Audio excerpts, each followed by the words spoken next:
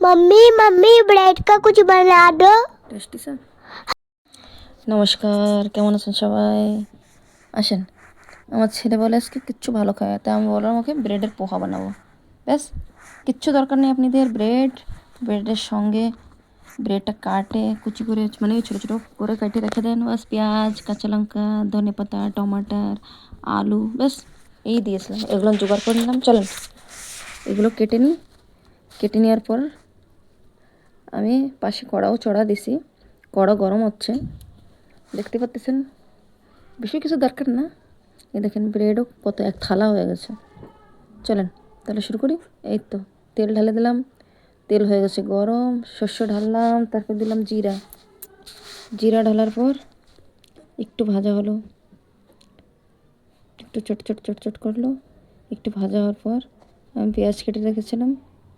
এরপর আমরা দিয়ে দেবো একটু শুকনো লঙ্কা, একটা শুকনো লঙ্কা আপনাদের কাছে থাকলে আর 3-4টে দিতে পারেন, ঝাল যেরকম খাবেন আপনারা। ব্যাস চলেন পেঁয়াজটার আগে একটু আলু কাটছিলাম না, আলুটা দিয়ে দিছি, কেন কি আলুটা একটু নরম হওয়া জরুরি। ব্যাস আগে আলুটা একটু নরম করে নেবো, দিয়ে আলুটা একটু সফট হয়ে যাবে। 5 মিনিট এটাকে ভাজা ভাজা করবো। আপনারাও বানায় খায়া দেখবেন, অনেক সুন্দর স্বাদ হয়। কিন্তু আপনারা ভাববেন ব্রেডেরও পোহা হয়, কিন্তু হয়। খাবেন বানিয়ে, ভালো লাগে, অনেক সুন্দর খেতে। ব্যাস দেখেন আমাদের আলুটা হয়ে গেছে 5 মিনিট ভাজা ভাজা, দেখতেছেন হয়ে গেছে।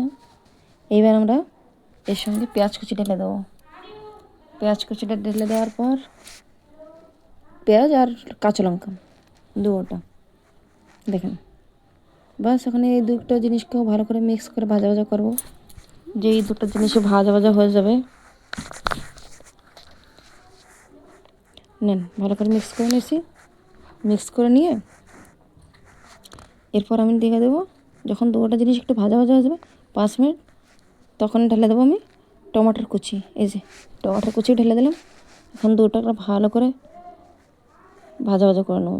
মিক্স করে নিলাম। মিক্স করার পর একটু 5 মিনিট এটাকেও ভাজা ভাজা করলাম, কেন কি টমেটোটা একটু নরম হওয়া দরকার। শক্ত থাকলে কি ভালো লাগবে না। ব্যাস একদম কাঁচা না আর একদম গলে যাবে না, ভালো করে একটু তাও ভাজা ভাজা করে নেবো।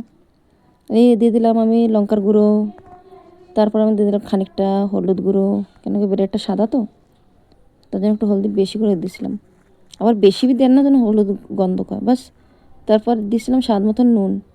আপনি যতটুকু নুন খান ততটুকু দেবেন। দেখেন আমার ব্রেড অনেকটা ছিল তো, তার জন্য খানিকটা নুনও দিয়ে দিলাম আমি আমার ব্রেডের হিসাব মতো। ব্যাস তো ফের সব কিছু আবার মিক্স করে একটু আবার ভাজা ভাজা করে নিলাম। যে একটু ভাজা ভাজা হয়ে গেলো, সেটাতে দিয়ে দেবো আমি 2টো সসের পাউচ। আপনাদের নর্মাল সস বোতল যা দেবেন, স্পাইসি যা দেবেন। তারপরে এইটা দিয়ে ভালো করে এটাও মিক্স করে আমি একটু জল দেবো, কেন কি ব্রেড শুকনো শুকনো থাকে তো। আর জলটা দিলে কি একটু সফট হবে, ভিতরে একটু টানবে, অবজর্ভ হবে। দেখেন বেশি না, আধা গ্লাসেরও অর্ধেকেরও একটু এতটুকু ছোট্ট, মানে অল্প একটু একদম। বেশ দেখেন ভালো করে মিক্স হয়ে গেছে, সব কিছু দিয়ে দিয়েছি। এবার আমরা ব্রেড মিক্স করব। বেশ অল্প অল্প করে ব্রেড ঢেলে দেবো।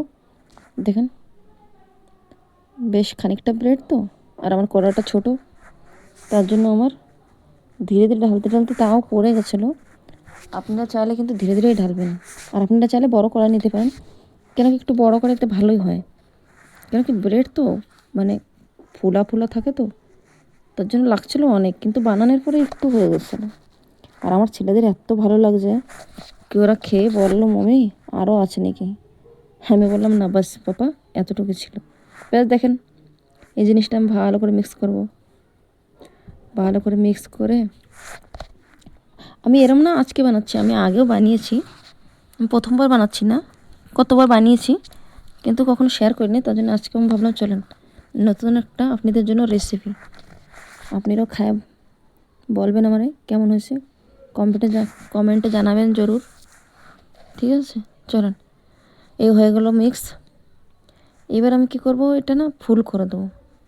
ও মিক্স করার সময় আমি কম করে রাখছিলাম গ্যাসটা, আর এখন একটু ভাজা ভাজা করে নেবো, একটু ক্রিস্পি ক্রিস্পি হয়ে যাবে, একটু সফট একটু ক্রিস্পি, মানে খাতেও দুর্দান্ত লাগবে।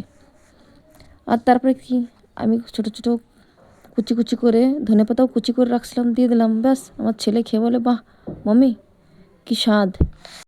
मम्मी दारुण बना है।